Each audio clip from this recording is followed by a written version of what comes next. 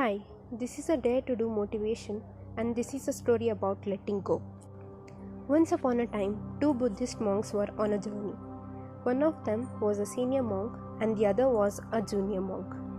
And during their journey, they approached a raging river, and on the river bank stood a young lady. She was clearly concerned about how she would get to the other side of the river without drowning. The junior monk walked straight past her without giving it a thought, and he crossed the river. The senior monk, however, picked up the woman and carried her across the river. He placed her down, they parted ways, and on they went with their journey. As the journey went on, the senior monk could see some concern on the junior monk's mind. He asked what was wrong. The junior monk replied, "How could you carry her like that? You know we can't touch women. It's against our way of life." The senior monk answered, "I left the woman at the river edge, a long way back. Why are you still carrying her?" The senior monk had broken rules, but for a good reason.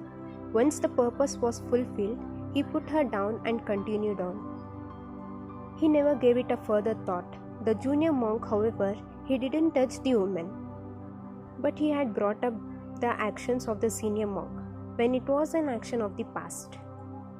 Therefore, the junior monk was carrying the burden of what the senior monk had done as an emotional baggage.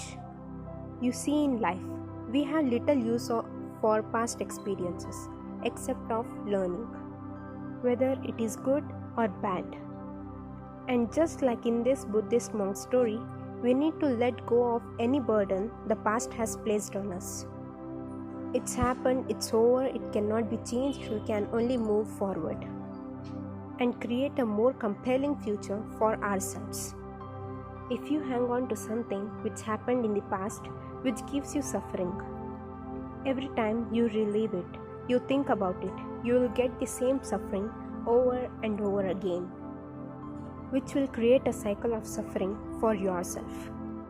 So stop worrying and let the past go. In that way, you can concentrate fully on the future.